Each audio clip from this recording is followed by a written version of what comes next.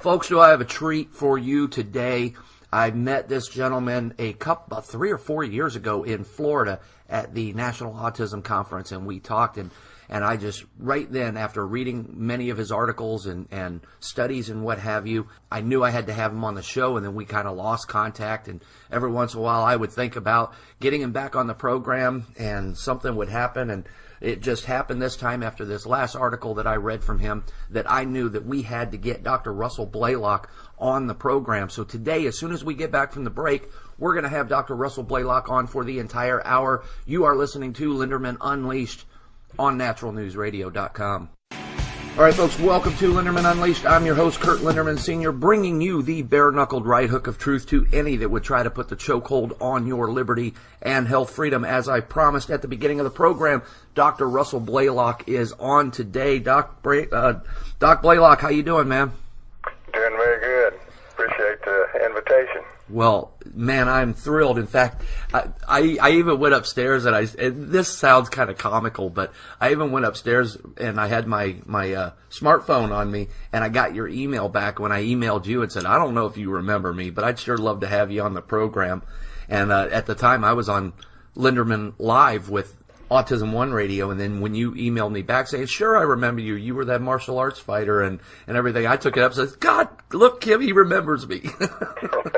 So it was kind of silly, but I'll tell you what, we've got so much to talk about today, and I really want my listeners to hear your take on this.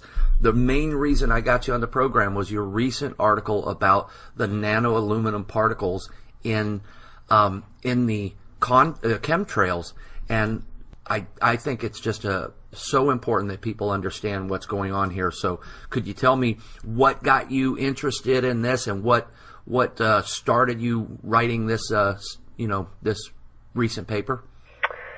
Well, the connection has been the aluminum in the vaccines.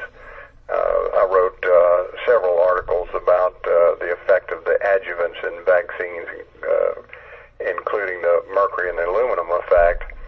Then I found some articles about the chemtrails, and there was a lot being said about it, and I wasn't too sure whether it was true or not, because in my state we rarely saw them. But as I started looking on the internet, and I would see these states in which there were these crisscross patterns, and they were very tight patterns, and these geometrical shapes, where it was obvious it was a purposeful covering of the atmosphere with these patterns. And the trails were so long. Well, now, we're starting to see them in my state. And as I look at them, they go from horizon to horizon. Well, I've been alive long enough to know that jets never did that in the past. And I see the same patterning effect now where they're crisscrossing. It's an obvious pattern. And so I looked into the literature and some of the reports and YouTube videos, and they were saying that they were dropping one of the ingredients was aluminum. Well, I had done a fair amount of writing and research on the effect of aerosolized chemicals in the nose when you breathe them.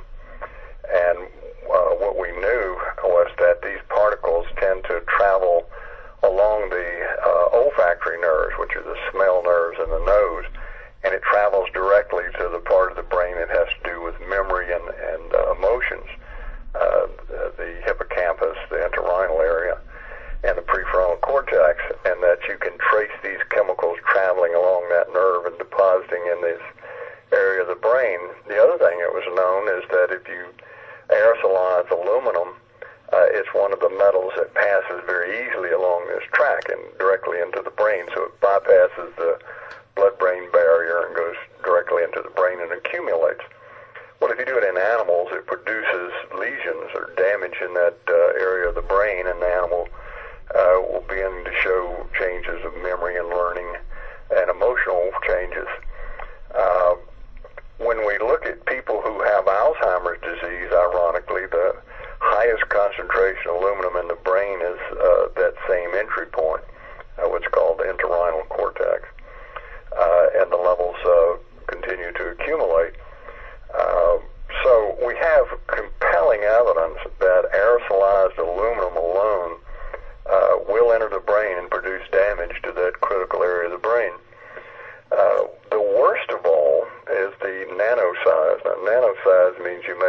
such a small particle that it easily penetrates skin. It penetrates barriers in the body that normally metals cannot pass through.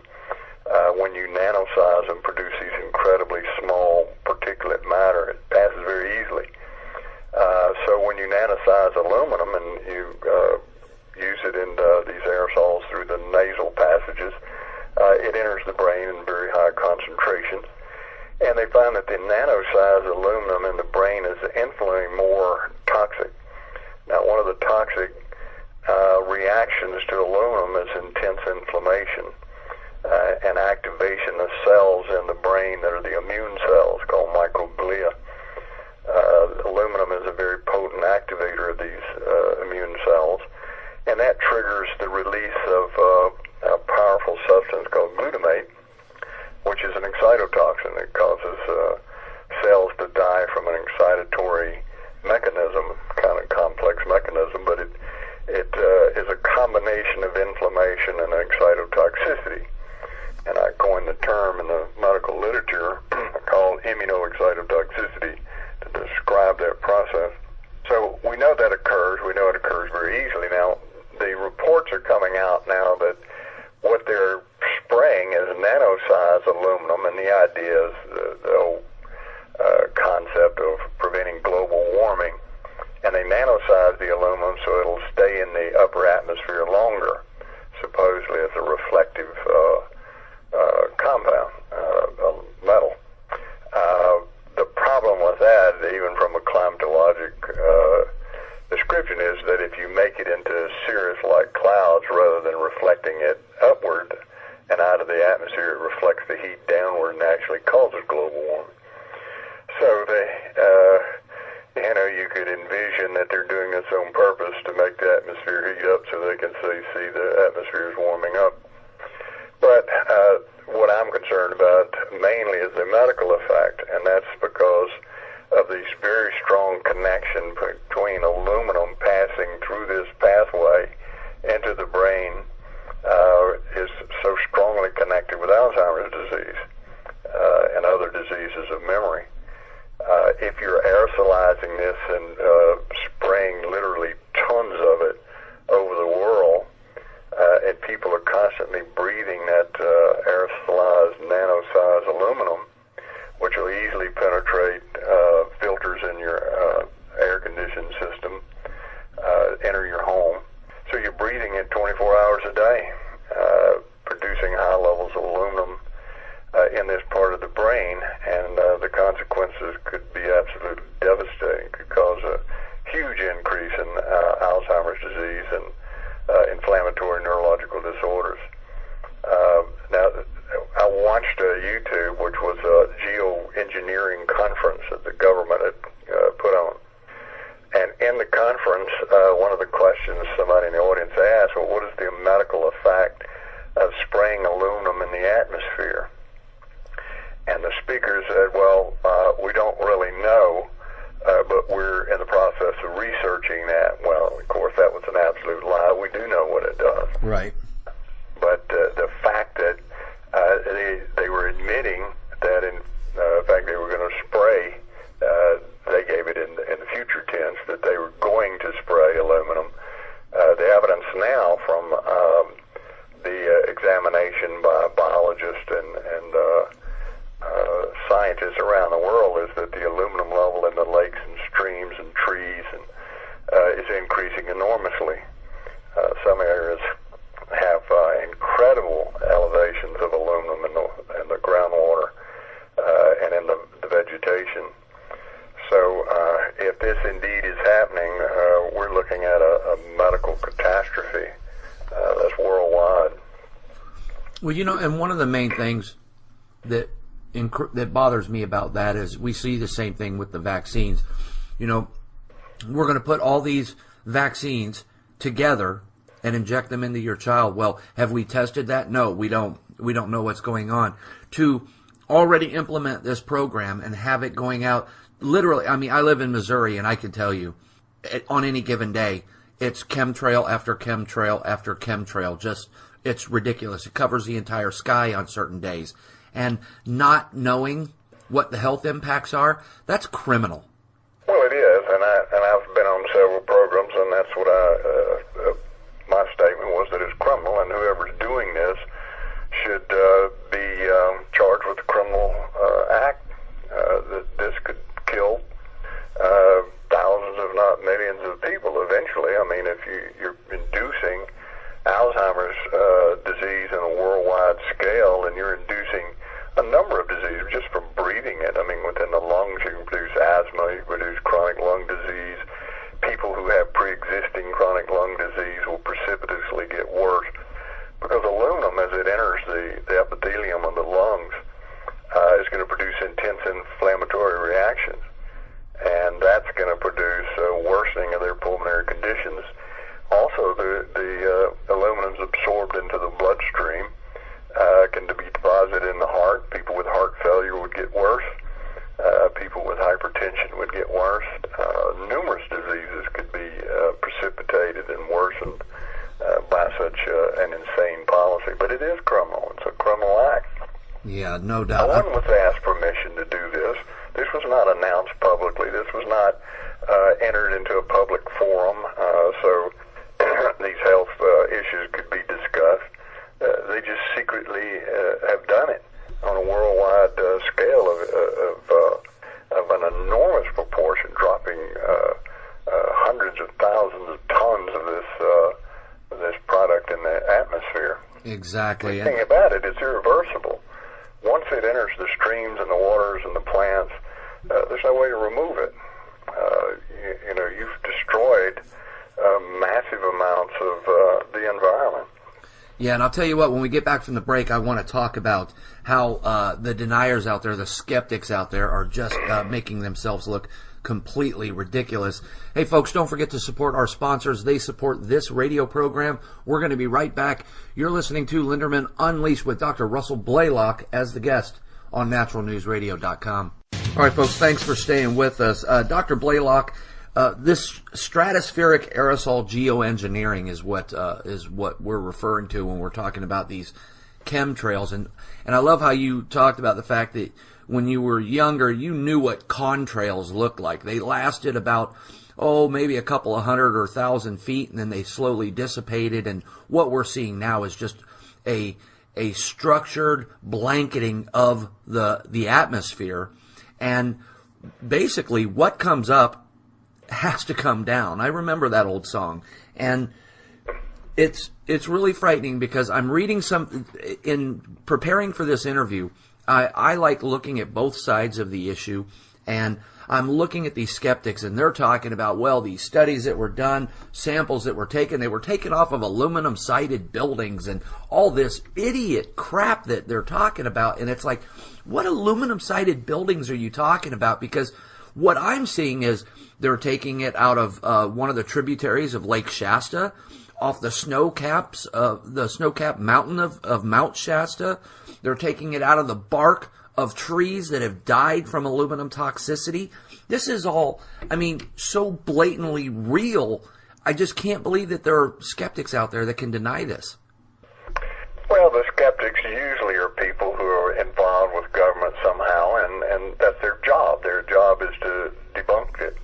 The problem is that we have people who are trained biologists who are taking water samples, like you say, from lakes and streams. We have biologists from all over the world that are sampling it from the leaves of trees and plants and the fauna in Hawaii, in the Pacific Northwest, in Arizona. So they're doing it all over. All of them are finding the same things. And, of course, we have records of the levels of aluminum in the lakes and streams and vegetation that go back many, many decades. And so it's easy to compare. And what we see is over the last 10 years has been an astronomical increase in the aluminum, not just a minor variation, but an astronomical increase in the aluminum level. And, when you look at it worldwide and you see the same thing, the skeptics just sort of fade into the world of nonsense. Most of the time when I see skeptics that are questioning what I say, others say, their arguments are so patently ridiculous. it wouldn't even make a good fairy tale. So they're very desperate and bending over backward trying to concoct some nonsense explanation. And one of the defenses I gave, I would watch these chemtrails. My wife and I would watch them, and I looked up and I said, notice that the jet's chemtrail now has stopped, and there's a gap, and then it started again, and then it stopped, and there's another gap.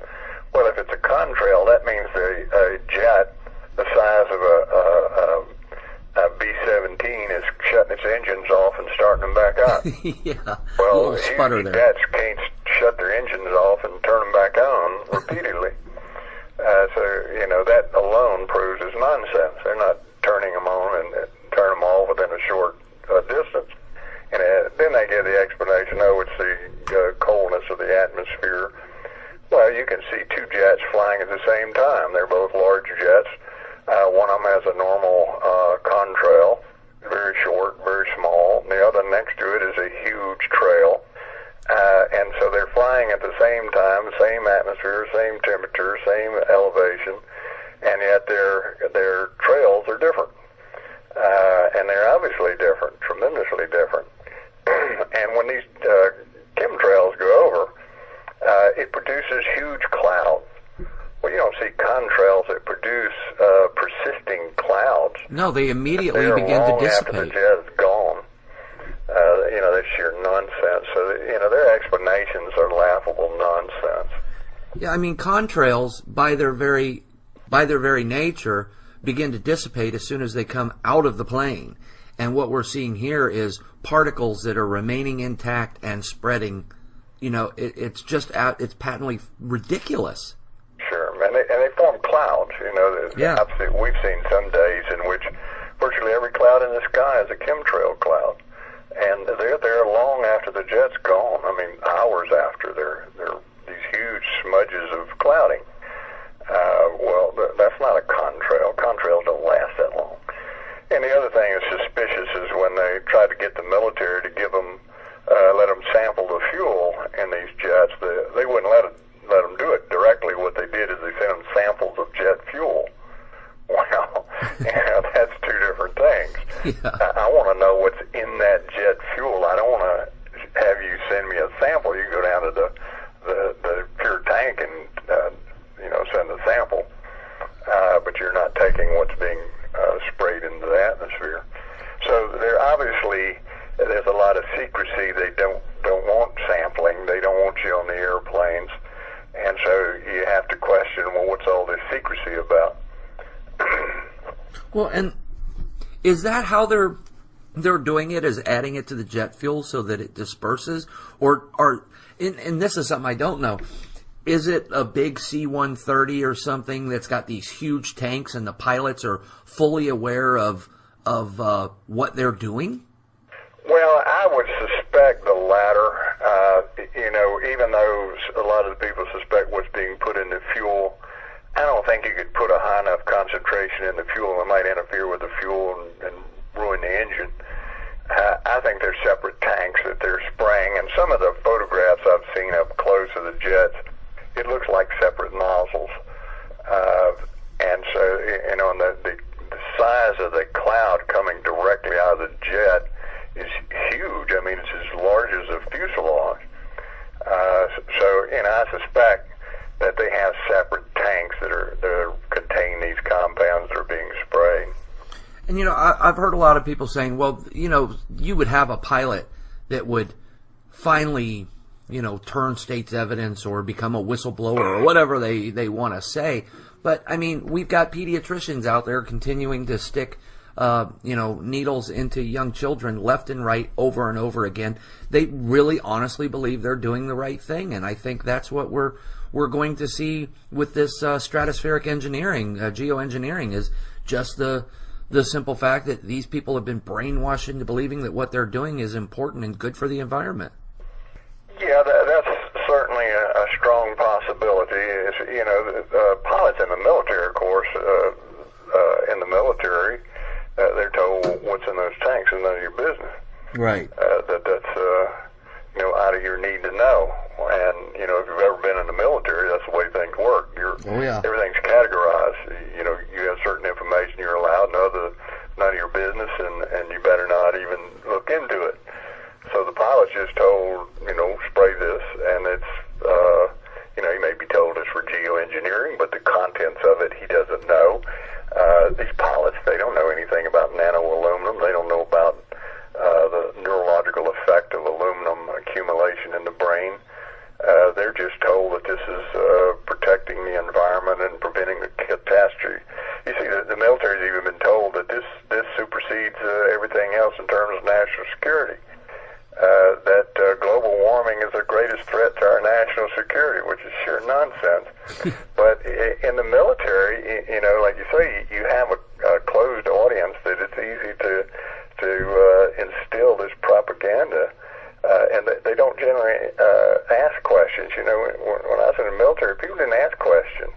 You're taught not to question orders. You just carry them out. That's your duty. Is to push the button and release the chemical, what's in it and what's it for and what it does and what effects it has. That's really none of your concern. You're just following orders.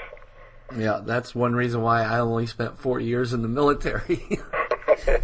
Because I ask questions, and sure. they don't like that. Don't like questions. No. So what we have here, we have aluminum toxicity that is literally killing trees out west, is going to be, you know, we're seeing fish kills everywhere recently across the planet. I've got a list of fish kills that are day by day for the last like 3 months, and every day there's a huge fish kill, and I think it has a lot to do with this, which makes me wonder, Doctor, I think this is intentional, but not on the side of they think they want to change the environment. I think this is intentional to, you know, get the population down. Well, it's a very cruel way to do it. The other thing is the huge number of birds that are dying. Mm-hmm. We have millions of birds, all in clusters that are dying with no explanation. Now, birds die every so often in clusters. That's known throughout history, but the scale of it today is just unbelievable. But, you know, their intention, whether this is some nefarious plot to trim the population or whether this is idiots who really think that global warming demands this draconian policy, you can't prove, but there's no question that there is a very strong depopulation movement among the government officials, people that go higher than the government, people who make policy for government, like Council on Foreign Relations, and people from tax-free foundations that, like Ford and Carnegie and Rockefeller foundations. They're the major funders. They're the policy makers. They generate the ideas of global warming, the solutions for it. And, of course, these same organizations at the same time are the leaders in depopulation. They've written enormous amounts. You can get on their websites. They talk extensively about lowering population levels and things that need to be done to lower the population levels. So it's not a secret. It's sort of like H.G. Wells said. It's an open conspiracy. It's there if you read and dig, you can find it easily.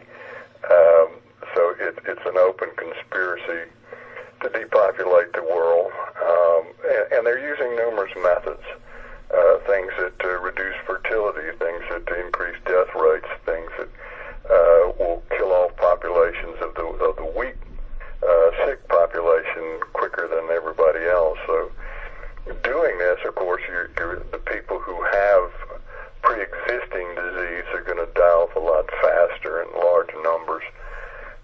There's got to be a saturation point at which they're dropping so much of this material, polluting the atmosphere in such high concentrations that we're going to see a sudden increase in mortality, a sudden increase in these diseases that's going to go unexplained by orthodox scientists and medical experts. Yeah, I think for sure that's what we're going to be seeing. I'll tell you what, when we get back from the break, I want to talk a little bit more about this stratospheric aerosol geoengineering and ask you a question that pertains to the vaccines and this engineering project that they've got going on in the stratosphere. We're going to be right back, folks. You're listening to Linderman Unleashed, naturalnewsradio.com.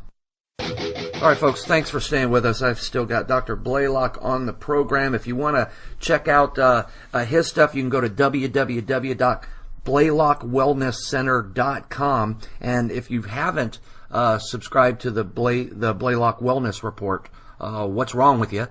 I've been reading it for years. Dr. Blaylock, one of the things I wanted to ask you is, in my research and what I've read, and now my personal research, of course, and reading about it, the one thing that we've seen is the thimerosal was a big issue years ago, the mercury in the vaccines, and then what we found out was that the toxicity of the mercury was enhanced when it was put together with the aluminum. Now, what we're seeing here in the stratospheric aerosol geoengineering, what we believe is going on, and I know a lot of people are getting this, from the government and what have you, but what they're spraying is aluminum and barium. Is there any correlation there that does the barium make the aluminum more toxic, or is that something that people haven't really looked at yet? I haven't been able to find anything, but we know that barium has pathologic effects on human tissues. And usually pathogens, when they're added together, they can either have an additive effect or synergistic effect. The synergistic effect is a magnifying effect. It's sort of like if you have something that has a 2+ toxicity and another chemical that has a 3+ toxicity, instead of a total of 5+, when you put them together, you get a 25+. Mm-hmm. That's what synergism is. It's an incredible magnification of the toxicity when they're added together. And that certainly could be the case with barium and aluminum, particularly the nano-size aluminum, which is infinitely more toxic than normal particulate or solutions of aluminum. Now, the other thing, you mentioned this earlier about like the asthma and what have you. When this aluminum gets into the body, it's going to deposit in all parts of the body. You breathe it in, you're going to swallow some because it's going to be in the soil and on the food and everything else. So it's going to be deposited throughout the body. And we've already got recent CDC reports from an interview type anecdotal study. It was 1 in 50 with autism. Now, I'm a firm believer in my personal life that aluminum is playing as big of a role as the mercury, if not a larger role, in the autism epidemic. We're still injecting our children with autism, and now we've got these chemtrails with nanoparticleized aluminum dropping onto our homes, our land, getting through the furnace because it's nano, so we're breathing it in, like you said, 24 hours a day. I think we're going to see, not just with Alzheimer's, as you discussed earlier, but with autism and other neurodevelopmental issues like that in our children. If it's dangerous to the older folks, I can only imagine what it's like to a fetus, where the mom's carrying the child and getting exposed to this, and then it comes out to onto the planet with all this crap in it. Well, you're right. It's a big danger of the pregnant woman breathing in this material and ingesting it, raising her blood levels of aluminum, particularly the nano size, could easily pass through the placenta into the developing baby. And a developing brain, of course, is infinitely more sensitive to these toxic substances. The nano aluminum in a developing brain is going to cause the brain to develop abnormally and produce chronic inflammation in the brain. And when we look at autism, what we see is the brain is chronically inflamed, even for decades. They examine autistic people up to age 45 and found that their microglia, their inflammatory cells in the brain, were still activated. So it's a very, very prolonged activation. Now, that's what the adjuvants in the vaccines do. You add the mercury and the aluminum, both of which are powerful adjuvant enhancers. That is, it makes the immune reaction hyper intense. Well, it doesn't just make it hyper intense in the body where you inject it, but it also spreads to the brain. The brain becomes incredibly inflamed, and that's why these little babies scream and holler for days or weeks. That's why they have seizures. That's why they develop narcolepsy. That's why they develop all of these complications that are accepted as vaccine complications. I've written a number of scientific papers. It's in the literature, literature on the Medline about the mechanism by which vaccination process produces autism. Well, the accumulated evidence we have from the scientific literature is so convincing and compelling. It's unbelievable that we still have people resisting the idea of the connection. Yet we do, and it's because of the enormous money. It's because the vaccines are part of the population control process. So they gear up their forces, they control the media, and so the media tells their story and they will not tell the real side of the story. And unfortunately, what I've found is the people that are involved in the autism question, the groups, they're off on different tangents, and they're not looking at a central mechanism. That's the lectures I gave that you attended. Mm-hmm. I was trying to emphasize to them, you're never going to win this argument unless you show a simple central mechanism. There's got to be a mechanism by which the vaccines are doing this. Well, when we look at experimental literature, if you take animals and you inject them with an adjuvant, an immune enhancer, their brain becomes hyperactive in terms of inflammation and excitotoxicity. You can do that regularly in every species of animal, so it's something that happens. Well, you look at what we're doing in children. We give them anywhere from 6 to 8 doses of powerful adjuvant in one office visit. Then 2 months later, you repeat that. You give it to them again. Well, there's a process called priming of microglia, and that is when you give that first series of injections, it primes these immune cells in the brain to overreact. The next series of injections causes an intense outpouring of immune chemicals and excitotoxins at the same time. Every time you repeat that, which they're doing every 2 months for a year, they're repeating this process of multiple adjuvant injections in children. Well, during the first 2 years after birth is when the brain has its most intense development. And so when you produce this inflammation, this excitotoxicity in the brain during that period, the brain's abnormally formed. It's abnormally functioning. And that's what we see in Alzheimer's. The very exact pathologic finding you see when you do this in animals. So it's a simple mechanism, well demonstrated. It is absolutely insane, the vaccine policy that we have in this country. It's almost assured to produce these problems, and yet it's completely ignored. And now, even more shockingly, they're telling pregnant women they should have these injections of vaccine. Yeah. Well, if you do that in experimental animals, you increase the risk of autism and schizophrenia about 6-fold. So you're looking at something that when we do it experimentally, you're going to massively increase the incidence of autism and schizophrenia about 20 years after birth. For the schizophrenia, in about 4 or 5 years, or down as low as 2 years after birth in case of autism. Well, I'm not surprised we've seen this massive increase in autism since the 1980s, because that's when they changed the vaccine schedule and started giving these mass injections every 2 months. But parents need to wake up, look at the literature, and protect their children, because these people are not protecting their children. Now, you take your average pediatrician, this material I just presented to you, they've never heard of it. They don't have a clue. They've never heard of sickness behavior. They don't know how microglia work. They don't know about immunoexcitotoxicity. They've never heard of any of this.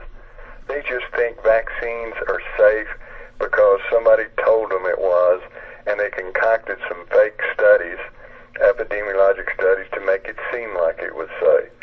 But if you examine the studies closely, they don't tell you that at all. In fact, the studies that have been held most closely indicate, in fact, they're damaging the brains of these children. Yeah, and like I said, I was talking earlier, and I said I probably know more than most doctors, and that's why, it just angers me so much when I hear people just blindly believing what these doctors have to say. You've got to follow the money for one thing, and it's just so ridiculous. But my concern is, as you were talking, down where you live, you weren't seeing, 5 years ago, you weren't seeing all the chemtrails that much, and now you're seeing a greater increase in them. I've been seeing them around here for the last 5 years, and it's gotten to the point where it just covers the sky. That's going to increase things a lot worse. Is this nano aluminum, is it as neurotoxic as the aluminum that we're seeing in the vaccines, or is it more? Well, it's more toxic than what they used to put in the vaccines, but now I understand they're using nano aluminum in the vaccines. Oh, I did not know that. Yeah, so if you use the nano in the vaccines, not only do you drastically increase the inflammatory and excitatory toxicity systemically, that is in the body, but you dramatically increase its accumulation in the brain as well. And it appears to be a lifetime accumulation. The cells it's accumulating in are primarily immune cells. And those are the cells that produce the damage we see in all these neurologic conditions, from autism spectrum disorders, ADHD, all the way to Alzheimer's. So this is a full spectrum of neurological disease, from development and birth all the way to the extremes of age. It's a very devastating thing that these people have initiated. So, Dr. Blaylock, I've got to ask you this because, my son is affected by autism. That's why I do what I do, and vaccine injured, of course. And I've got, I'd say 40% of my listening audience probably has something to do with autism. And you were talking about this mechanism, if you will, and this inflammatory response which is causing this. And I'm not asking for a magic bullet. What do you suggest? I know my son has that inflammatory response from the injections that he got. How do I get that inflammatory response down? You're talking about the aluminum in the environment, and you're basically saying, once it's in there, it's done. We can't do anything about it. Is that the case with our bodies, with our children's bodies? No, there's a number of natural substances that, if they don't remove the aluminum, they can greatly neutralize its toxic effect in the brain. Simple things like vitamin E, the natural forms vitamin E, tocotrienols and tocopherols, they tend to reduce that inflammatory response. Vitamin C, particularly in combination with vitamin E, is a powerful protectant for the brain. For an older child, things like curcumin. Curcumin binds the aluminum and neutralizes its toxic effect.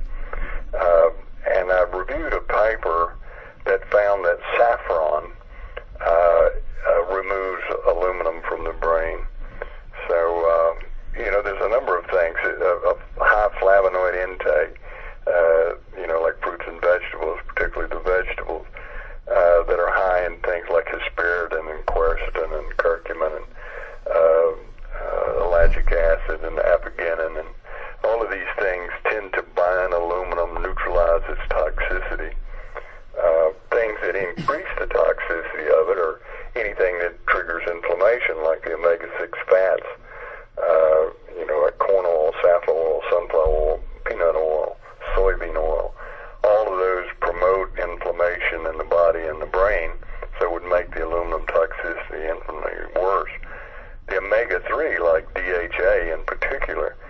The brain uses a lot of DHA, particularly during its development, and it reduces the excitotoxicity, the inflammation, and helps neutralize that effect as well. So in combination, all of these things are very potent weapons against the aluminum toxicity.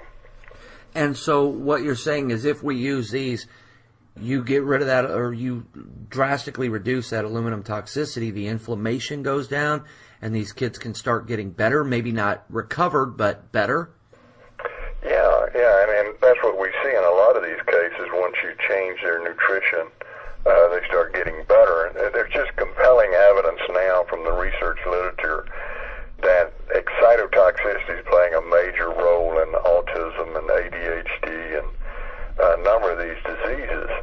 Well, these supplements I name reduce excitotoxicity. Vitamin B12, folic acid helps reduce it. And when we look at autistic cases, when you start using these supplements in the autistic cases, they get better.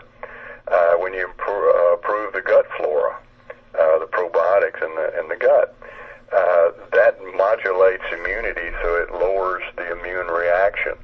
Vitamin D3 is a very important molecule in reducing the effect of the aluminum, as well as anything that activates immune cells and inflammation. And a great number of these children are vitamin D3 deficient. So taking vitamin D3 during pregnancy and giving it to the child after birth and throughout life, raising that vitamin D3 level does a tremendous amount to reduce that immunoexcitotoxic reaction. Yeah. No, everything. The one thing that just blew me away about what you just said is when you were talking about the omega-6s and peanut oil. My son eats incredibly healthy. We eat all organic. He loves his green and red and yellow vegetables. He eats them like crazy. But the one thing he is just fanatic about is peanut butter. Right. Well, generally what you can do is with the peanut butter is use the organic peanut butter, pour off the oil that separates, drain it off as much as you can, and replace it with extra virgin olive oil. And when you mix it up, it won't separate anymore, and it tastes just like the regular peanut butter. You don't taste the olive oil. So that's one way to remove a lot of that peanut oil out of his peanut butter. And damn it, I'm telling you what, we get that peanut butter and that oil's up at the top, and we just mix that stuff in to make it creamy. And God, who knows what we're doing. So that's... Yeah, don't mix the oil that's in the peanut butter, pour that off, and replace it with extra virgin olive oil. Absolutely. I'll do that from now on. Maybe that'll change some things. I'll tell you, when it comes to the one thing that really got me into you years ago, before I started looking at your glutamate receptor research and all that, was just your work on MSG and aspartame. And I guess, there's a lot of people that's got to think that, oh yeah, you got Dr. Blaylock on, you're going to sit around with your tinfoil hats on and talk about all your conspiracy theories and everything. But all of this that you're talking about, the nanoparticle aluminum, the toxicity of the aluminum in the vaccines, the MSG and the aspartame, this is all medical science, proven fact. It's so pathetic how they can, ostracize people for telling the truth. Well, they do, but generally what you find with these people is if they would ever debate me or they want to write something directly that I can answer, I can crush them, because there's so much literature about glutamate toxicity. It's just incredible. Every cell in the body has glutamate receptors, and now we're finding a great number of diseases are affected by high levels of glutamate. For instance, it dramatically increases cancer growth and cancer invasion. It's like a cancer fertilizer. We know that it worsens things like diabetes. It can induce metabolic syndrome. To give high doses of MSG to newborn animals, they develop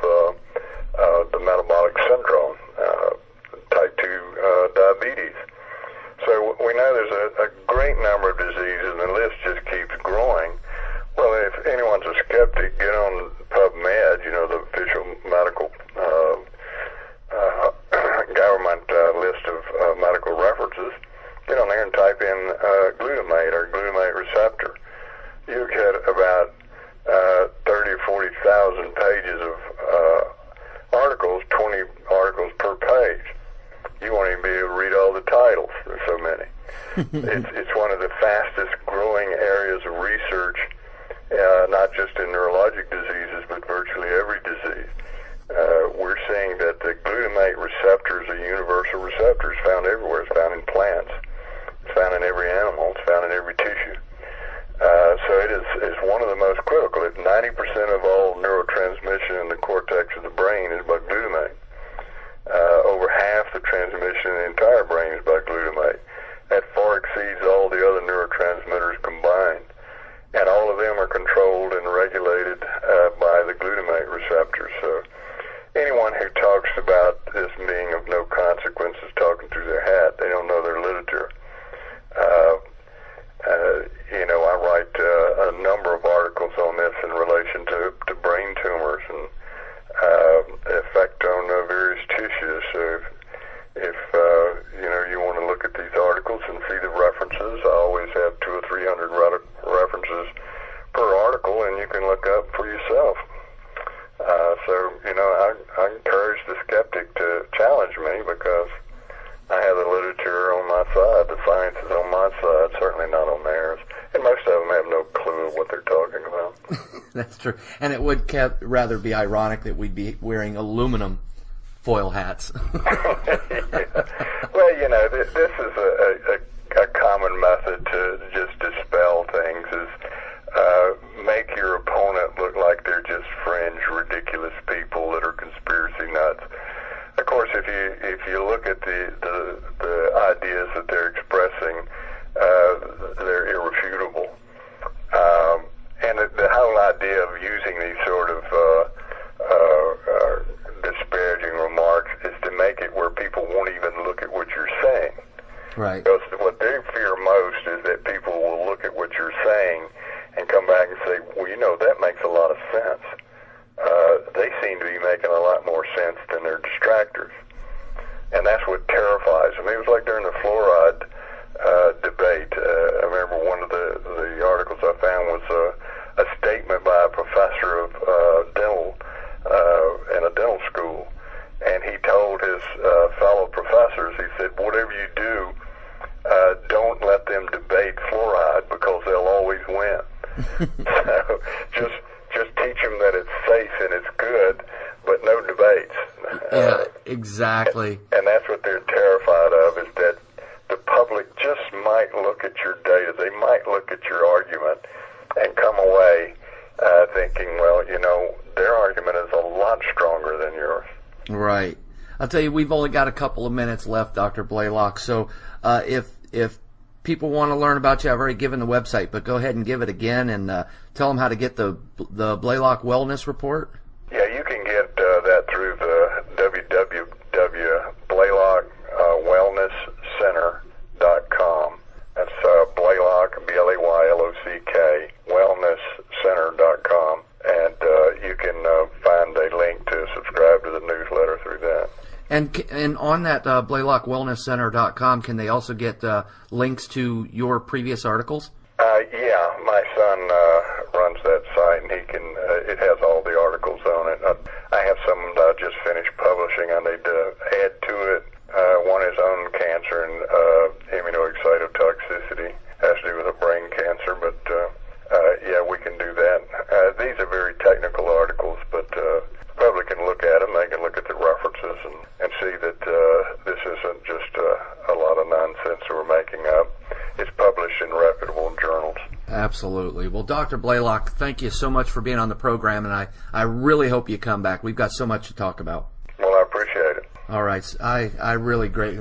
This has been a blast. Well, ladies and gentlemen, don't forget, tomorrow is Food Fight Friday, sponsored by BoxOrganics.com. Don't forget to check out the show tomorrow. Hope everybody enjoyed today's show. And until tomorrow, don't forget, here at Linderman Unleashed, the gloves are